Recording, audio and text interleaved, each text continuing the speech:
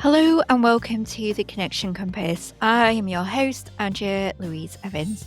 To find out more about my work, please visit andrealevans.com.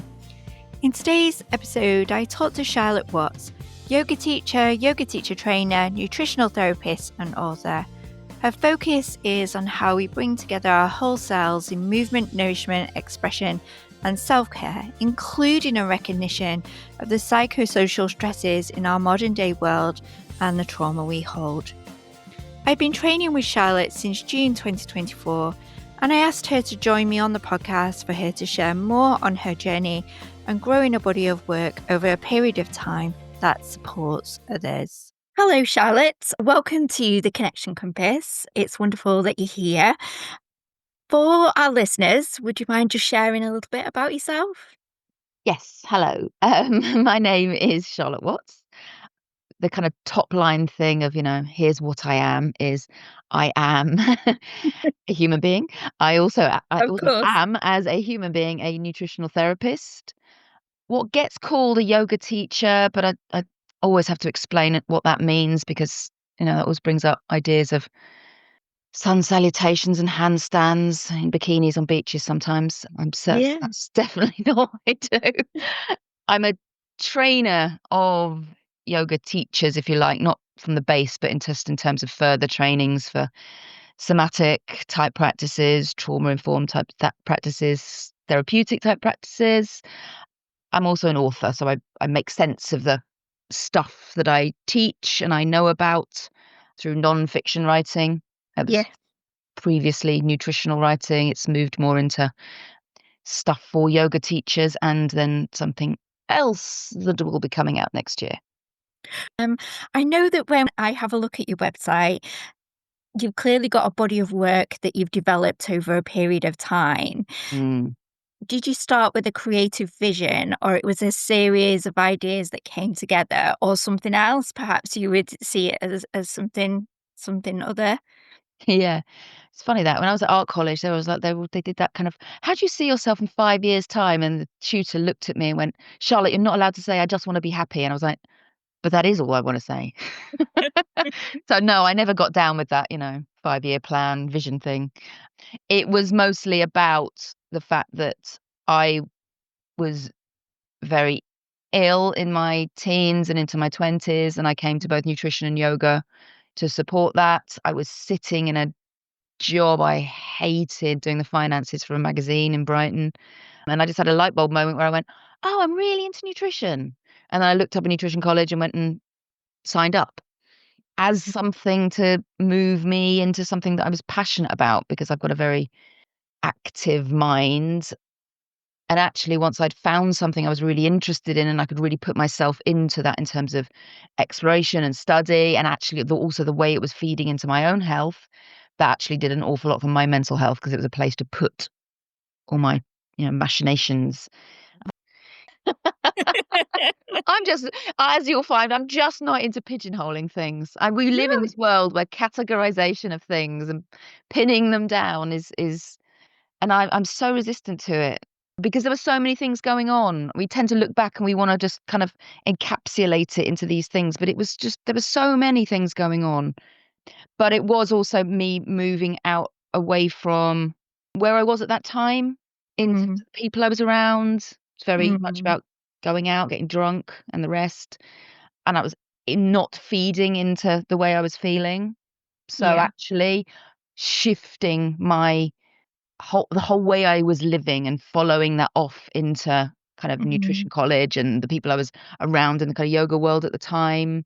It was very much part of that. So it was very much an organic kind of natural shift because I was about 28 when I decided to do that. So, that's kind of 27 time, 3 times 9. Is that correct? Yeah, that's correct. It's yeah. a really seminal moment, that it's a really, really important shift in a person's life. It's that, oh yeah, who am I? What am I? And it was all part of that, really.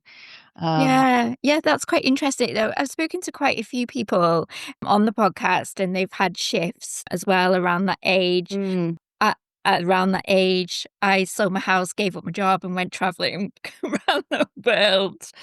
But I think it's goes back to what you were saying about that pigeonholing, that somehow we find ourselves on a conveyor belt, or, we have a 5 year, a 10-year plan. I don't think I was ever happy in that structure. But when you move out of that, it does open up a whole new world, doesn't it? And Yeah. different pathways to go. You told us about you doing the finances for a magazine company. That's really interesting. And then you decided to go to nutritional therapists. So, was there a particular spark that made you, apart from just having that idea of being Oh, it was that I'd use nutritional therapy to help get myself better. When I was right? when Okay. I was at art college, it all went to hell in a handbasket, as it were, in terms of, kind of what they used to call a nervous breakdown. It's not a fashionable or recognized word anymore, and yet I think it exactly encapsulates what Yeah. happened to me, so I refuse to let go of it. So, yeah, it was very much about, my route to helping myself was like a lot of people did in those days. I read the Optimum Nutrition Bible by Patrick Holford, and it was revelatory, and things just weren't known that, this acceptance that what we eat has anything to do with our mental or physical health. And so, was yoga part of that recovery as well? And Yeah, very much. I mean, I was incredibly shut down, very, very, what recognized now as, deep into trauma stuff. And part of that was a lot of physical stuff. I had constant migraines. I had very strong IBS. I also had quite intense back pain. I didn't sleep. I had chronic insomnia at college, mm, which was very much part of the nervous breakdown. And so I recognized I needed something. I'd sat in a doctor's, and he'd said, "Oh, well, I just want to give you beta blockers." And I was like, "I'm not having beta blockers. I won't leave this surgery until you send me for physiotherapy." mm, And I sat there long enough to get referred to physiotherapy, which makes me realize how many people wouldn't have done that. yeah. But I did go to a physiotherapist who said, "Wow, you need to learn to rewalk." And that was one of the things that kind of Okay. sent me to yoga, Right. um, Okay. which I soon realized, like in the first or second session, I went to an Iyengar class in Brighton, and I soon realized that there was a whole lot more to it, that actually I had not been present or embodied probably ever. And it was a whole new thing, whole new waking up thing. And it was excruciating, but I knew I needed it. So the two things very much, I've never seen these things as separate, in terms of I was doing nutritional therapy here, I was doing yoga here, if Mhm. you could do yoga, which you can't. Also, my yoga teacher was incredibly Buddhist influenced. So this is why, things like saying, like, 5-year plans and being that kind of measured, that kind of, Yeah. very, very top down, very mind over matter way of looking at things will never sit with me, because part of my recovery and awareness was always Buddhist philosophy, within yoga Yeah. philosophy as well. But the kind of just stepping back and letting things unfold, and having a compassionate relationship with whatever arises was Mm. very much part of it. So Was that surrender a struggle initially? it's all been a struggle. It's all, all, all been a struggle. That aphorism, "Life is difficult, you can choose whether to struggle or not," Yeah. is the thing that's been, I was life was really, really hard. I can't, it's so Yeah. hard to even imagine or describe now about how difficult I found it to get through a day. Yeah. I was doing a lot of self-harming at college. I tend to now, even now, but, and part of having a chronic fatigue pattern within there is that a lot of that was quite intensely agoraphobic. Mhm. So yeah, it all felt, so it was grist to the mill, really. I'm just like, when it's, very much about, those practices that are very much about experiencing it all, life's Mhm. pains, in order you can feel the sorrows. I'm like, yeah, that's yeah, like that. So obviously then you've gone onto the path of yoga and nutrition, combining them together. Was there a defining moment in which you joined them together, or you just did that because that was your experience and you realized that that they complement each other, that they match? Yeah, I mean, I've always seen exactly, it's that thing, I've always seen them as part and parcel, so I would, Yeah, push back against anything reductionist quite strongly because I think it's the yeah, thing that is so fracturing for us. We always were whole, we always are whole. So it was always how to kind of challenge the way these paradigms are separated because most of that is actually commercial. Most of that is the fact that you have to get, well, certainly in my professions, pay, someone pays you to have a nutritional therapy consultation, or they pay you to do a yoga class or a one-to-one. How do you somehow commercially get those to join? Because that's that's where we sit. Because if we just did it, it'd be fine, but there's money yeah. involved, so it becomes more difficult. So for me, I did some training with Kathy May Carelsi, who's absolutely incredible mindfulness teacher. She runs the Clear Minded Institute, and I was part of a 8-week study on a mindfulness for yoga teachers course. And it was that kind of, although she's again very Buddhist based, it was very much the kind of like bringing in, what is the secular Mhm. mindfulness route? What's the route where we recognizing people need this, but in language that might not be so esoteric or separating. So it was that kind of made me go, oh yeah, yeah, yeah, yeah. I'm doing this in nutrition anyway. Yeah, That actually I wanted to engage with people nutritionally who were already down a bit of the path. I didn't want to start from beginning with people like, did you know broccoli is good for you and all, that very honestly, nutritional therapy can get really boring if you're just telling people what to eat, what not to eat. And I'm much more interested in what drives us in terms of appetite, in terms of okay. comfort, reward, the kind of the Mhm. stuff that you might call kind of the psychology of it, but really it's also the biology of it.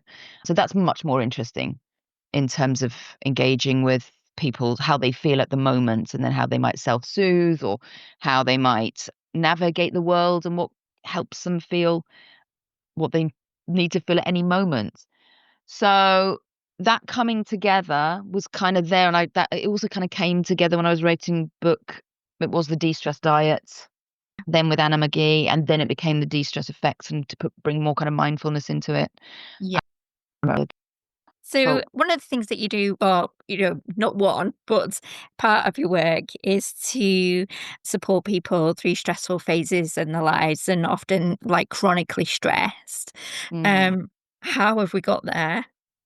What do you mean how we have got there in terms of a Yeah, as a society? society. Yeah, as a society. Well, first of all, we have to look at, we are modern humans. We are not our hunter-gatherer ancestors. So Yeah, we don't live in ways that we were designed. So, we can think we replicate it, or we can have a sense that the way we live is kind of normal in some way. But, that phrase that Lauren Cordain used, that we are Stone Agers living in the space age, yeah, um, is really, really true. So our nervous systems expect when we go into something that's of survival, that it is to protect us from a real and present danger, which is probably of a physical nature. So we mount the fight or flight response, which is to either stand your ground and fight or to run away to get the hell out of there. So that's mounting everything physically. It's bracing, it's getting the limbs ready to do large things, it's the heart pumping and mental acuity. So, our senses become really heightened. All of that stuff, if we were living in the wild, would be absolutely appropriate. And when stress passed, we'd come back down again. yeah, The trouble is that we live in situations where our nervous system is being prompted to go into heightened responses all the time. yeah, Artificial lighting will do it, overwhelm of too many things to do, but also we have these big brains. So we are conscious of all of these things to do and all these choices to be made. We also tend to have what's called psychosocial stress, which is psychologically and socially based. So, a lot of that can be kind of the ruminations or the feeling unsafe because, we're not secure. And all of that based around the fact that we are social beings. We're pack mammals. So for us, a lot of our safety and security is found in the cohesion of the tribe, which is not particularly cohesive. We don't live in large extended families with Yeah. intergenerational support. We're very, very isolated.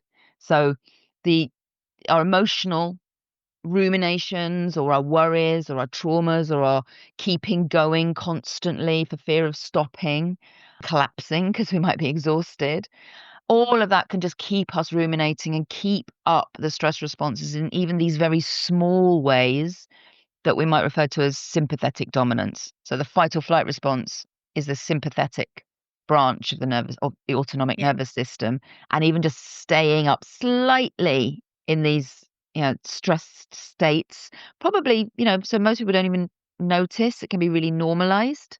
You normalize in a bunch of people, most Yeah. offices probably. But that that kind of drip feed of stressors just keeps us, tense in the muscles, posturally often held in ways that relay into back pain or neck pain or headaches, other things, interfere with sleep, that recovery, and also part of inflammation. It's a really part of the root of chronic degenerative disease, these diseases of Yeah. Western civilization. So, that is where we find ourselves. It has to be recognized so Yeah. that we might have the choice to come down from that. You've already mentioned it briefly, but perhaps something that I want to home in a little bit is around with us being in that place of constant kind of stress and anxiety. Would you recognize that perhaps sometimes we don't notice how stressed we are? Yeah, absolutely. It can become completely normalized, Yeah. because it Yeah. also feels productive. Mhm. Productivity and getting things done is the capitalist model. So yeah, because and many people are so kind of addicted to doing, to the lists, to the valuing ourselves on what we do, not how we are. So you meet another person, what do you do? As Yeah. opposed to, maybe how are you? But if you actually tell someone how they are, they don't necessarily want to hear it. They might want they just want you to say, yeah, I'm fine, thanks. Absolutely. We're very used to just keeping going because otherwise if we stop, there's the fear that we might collapse. So yeah, so when a lot of people's nervous systems or immune systems are completely overloaded and not able to regulate, if they stop, they can get what's called leisure sickness, where stress hormones come down. It means the immune system can come out to play. Cytokines, those immune messengers, Yeah. run around the system flagging up things that need sorting out, and that can make you feel like you've got flu symptoms because Yeah. it's the wisdom of the organism going, "Oh, thank God you've stopped. Now I can Yeah. recover." But most people want to avoid it. So Yeah. they've realized they go on holiday, they feel like rubbish. So they go on holidays where they keep doing, they keep the stress up. An aeroplane rather than, you know, thing else, but stuff that doesn't let them drop down. Yes. That People, leaning into stillness or coming down into, I suppose, arriving at the stillness. yeah, or just Mhm. space, not filling more space with more things, Mhm. because that's what us humans tend to do is fill space. Yeah. uh, and that's become more and more prevalent. We are Yeah. absolutely addicted to distraction. It's a thing that's massive within, well, Buddhist philosophy and yoga, which is to notice distraction and to loosen our grip on it. But that means fostering and cultivating the capacity to simply be and to be with ourselves. And for a lot of people, that's incredibly uncomfortable because they're not familiar with it. And the new can feel uncomfortable, but that's part of the journey. Mhm.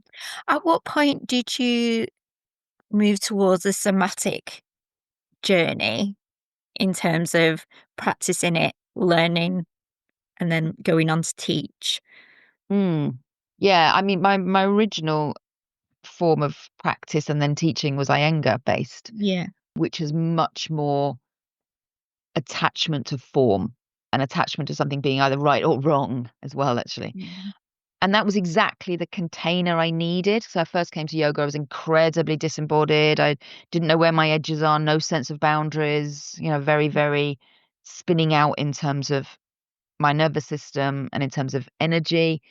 So bringing in some kind of cohesion framework boundary relation to my edges was really, really, really important. I had never really had a relationship with body in terms of I hadn't been very physical at school, hated sport. I was very I bang into things very easily, that kind of proprioceptive stuff. I always have bruises, always banging my head, very dissociated. So after a while, I realized that I just wanted to move in my body and I wanted to have that kind of expression. And also, there was some stuff being held in that wasn't getting the chance to come out. And I was a little bit fed up of being told my body was doing something right or wrong.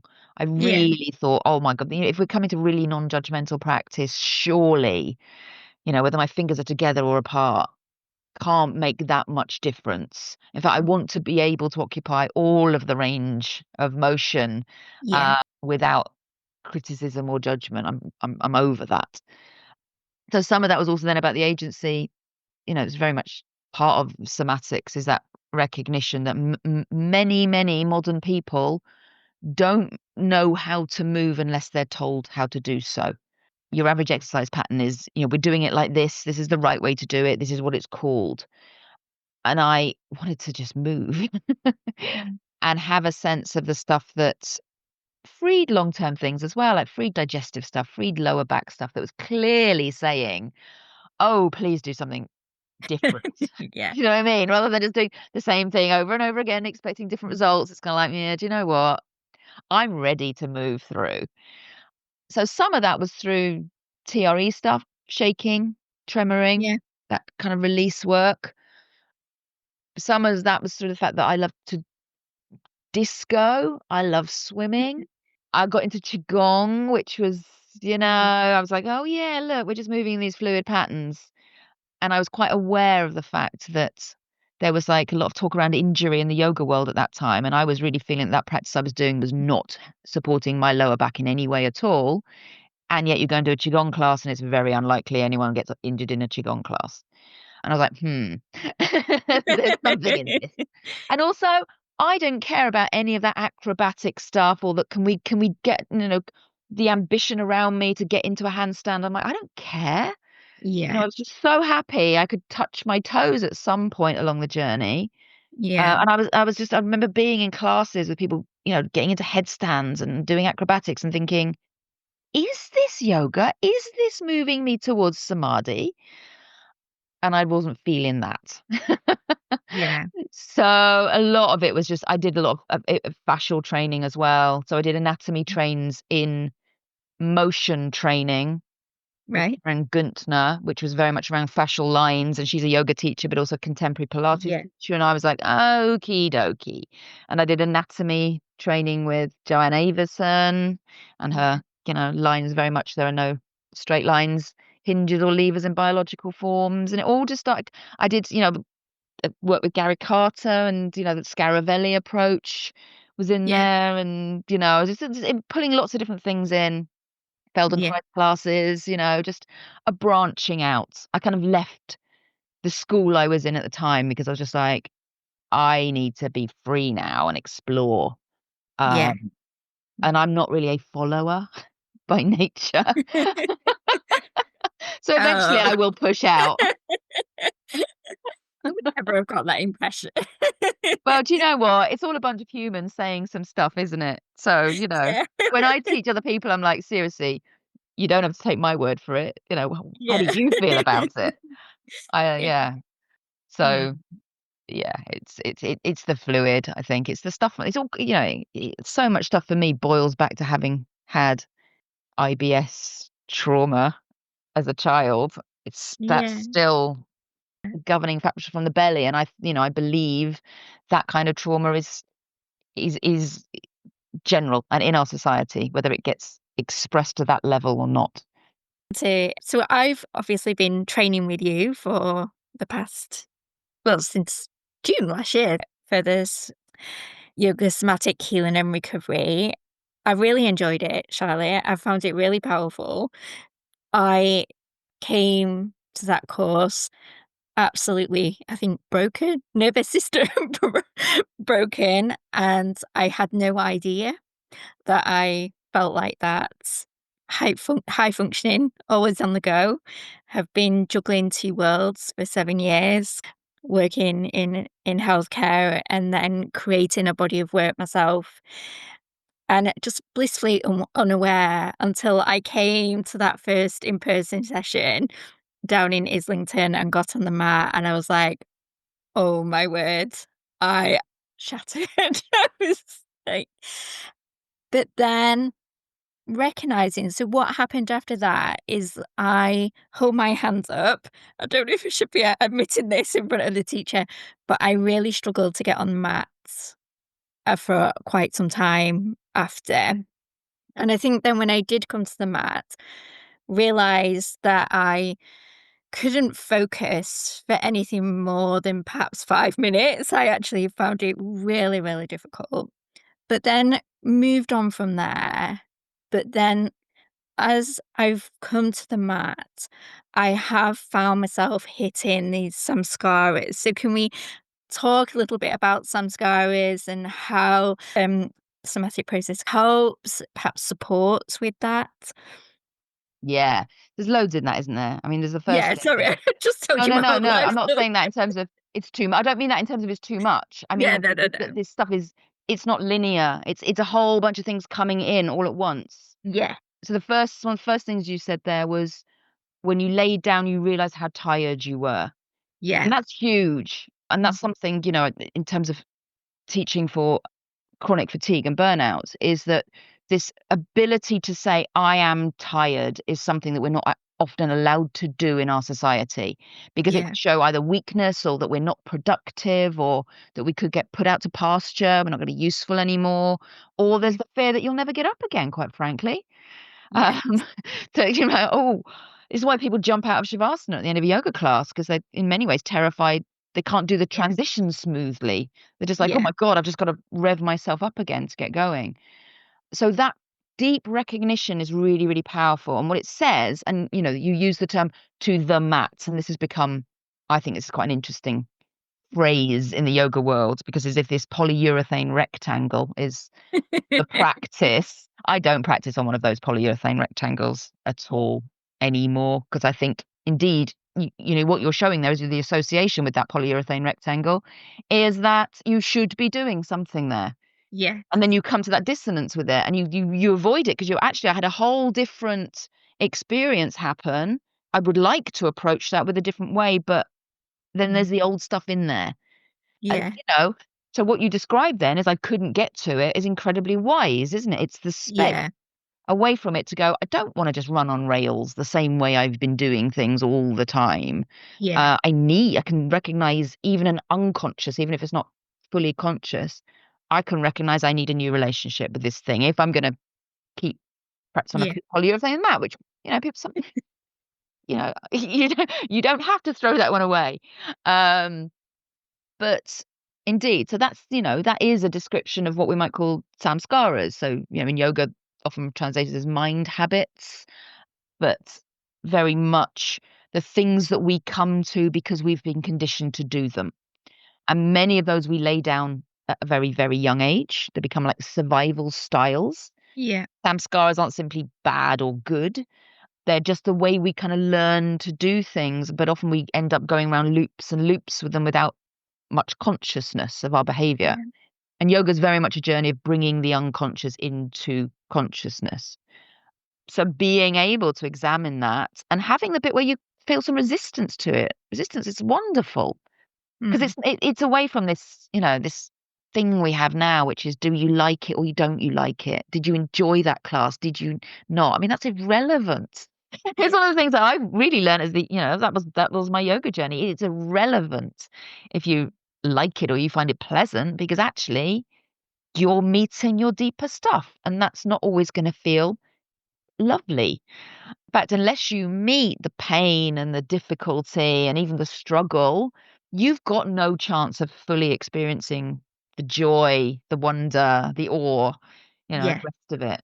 So that recognition of it, essentially, if you're just too tired to feel that presence, that kind of open presence, then that needs attending to. That's yeah, the need beneath. yeah, and absolutely. And I didn't want to stop because I thought I would never get up again. And that's a real, that's a really good fear, isn't it? But it's also a fear that will, as fear does, it pokes a survival response, an adrenal response. And Um, most people are much more comfortable in that adrenal response. Like it. They like to provoke it.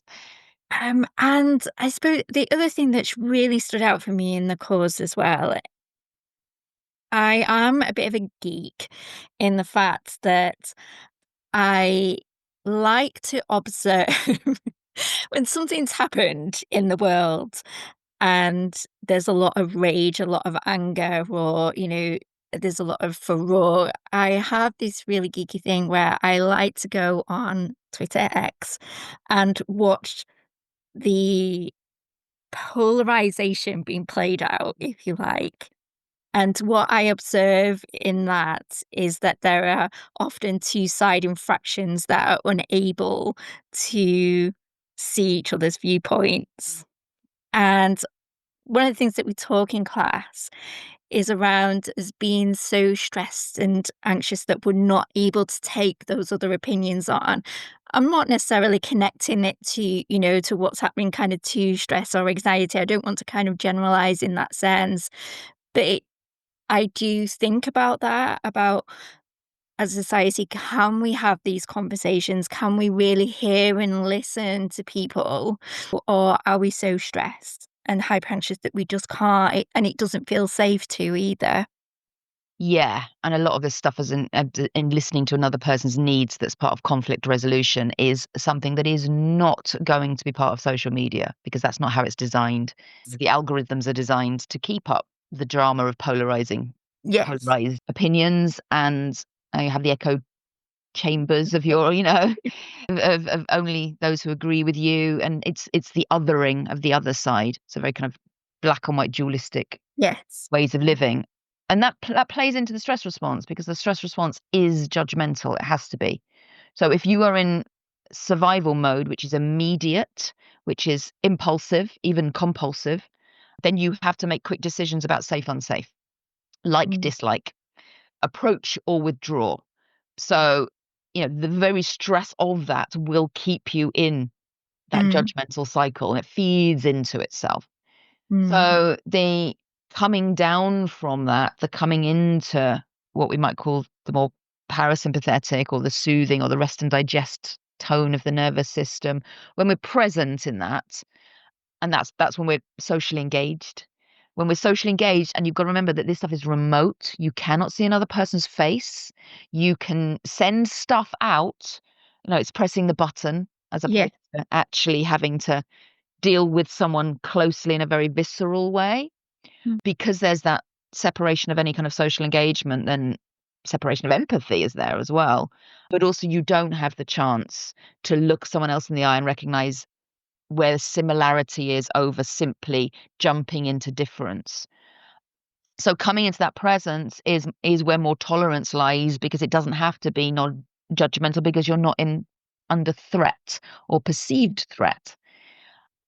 And in kind of, that's often referred to as kind of ventral vagus in those, kind of polyvagal theory stuff. But it is where things like curiosity or wonder lie. So Yes. the opposite, if you like, to just jumping in with judgment and attack is Mm, curiosity.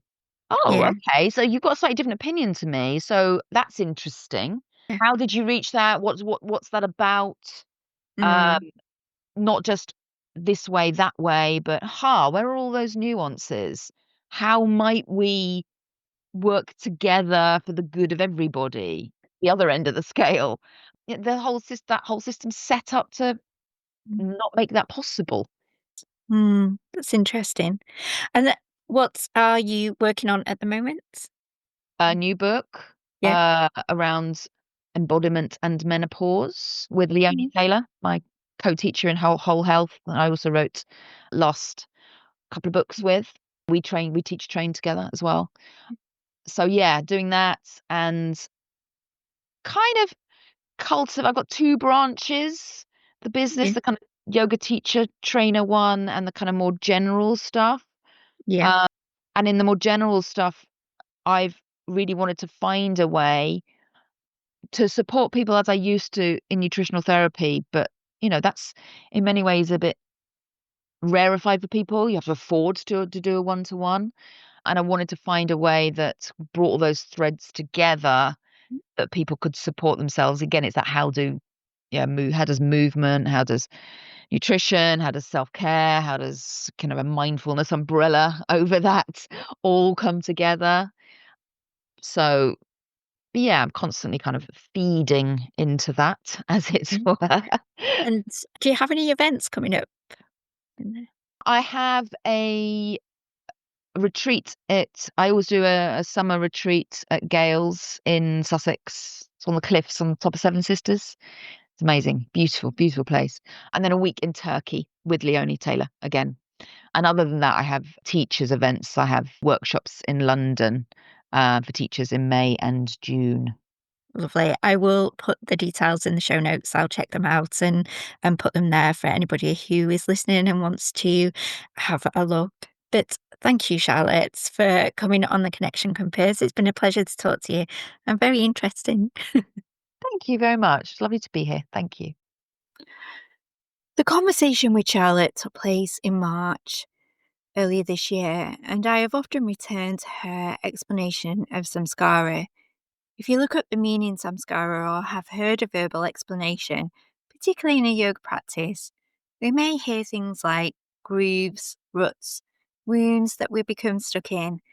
In some ways, the language is quite harsh sounding and may be something to fear, but I like the word that Charlotte used, which was a pattern.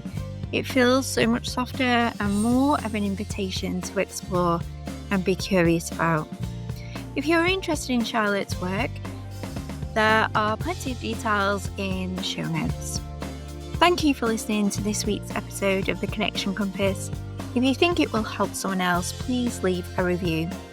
If you have any questions, please visit Andrea L. Evans' Facebook page. And remember to keep talking, keep connecting for a more interconnected world.